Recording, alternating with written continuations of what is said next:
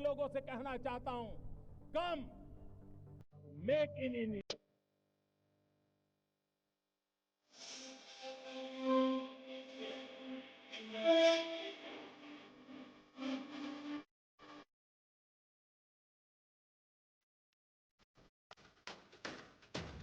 दिल्ली के मुख्यमंत्री अरविंद केजरीवाल और तृणमूल कांग्रेस की सांसद महुआ मोइत्रा दो अलग अलग मामलों में पूछताछ का सामना कर रहे हैं। आज एक तरफ शराब नीति मामले में ईडी केजरीवाल से पूछताछ करेगी, जिसके सिलसिले में दिल्ली के पूर्व उप मुख्यमंत्री मनीष सिसोदिया, आप सांसद संजय सिंह जेल में हैं। वहीं दूसरी ओर महुआ मोइत्रा, भाजपा सांसद निशिकांत दुबे और वकील जय अनंत देहद्राई द्वारा उनके खिलाफ लगाए गए पैसों के बदले सवाल पूछने के आरोपों पर अपना बयान देने के लिए लोकसभा आचार समिति के समक्ष पेश होगी।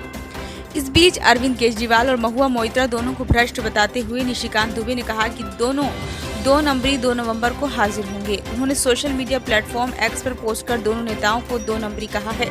सीबीआई ने अप्रैल में शराब नीति मामले में केजरीवाल से पूछताछ की थी। इस बार ईडी ने दिल्ली के सीएम को शराब नीति से जुड़े मनी लॉन्ड्रिंग मामले में पूछताछ के लिए बुलाया है।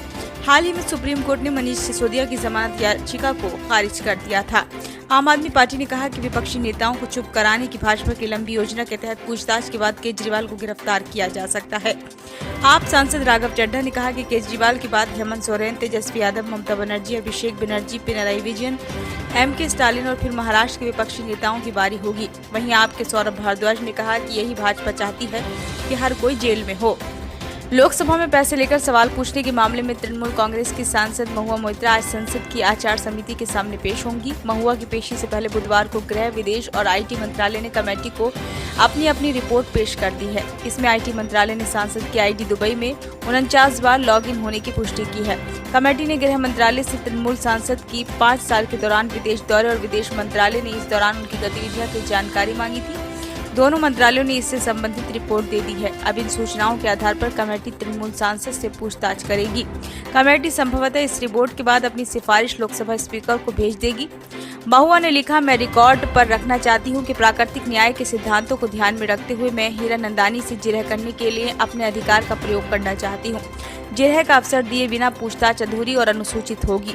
महुआ ने समिति को लिखा पत्र सोशल मीडिया पर साझा किया, जिसमें लिखा कि वैसे तो संसदीय समिति के पास आपराधिक क्षेत्राधिकार नहीं है और ऐसे मामलों में कानून प्रवर्तन एजेंसियों को पूछताछ करनी चाहिए, लेकिन आपके समन का सम्मान करते हुए मैं 2 नवंबर को पेश हो रही हूं।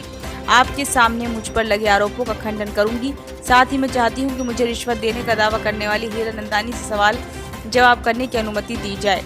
हीरानंदानी ने स्वतः संज्ञान लेकर इस मामले में समिति के सामने हलफनामा दिया है, जिसमें कोई ठोस साक्ष्य नहीं है। देहद्राई ने भी अपनी शिकायत का समर्थन करने वाला कोई साक्ष्य पेश नहीं किया है।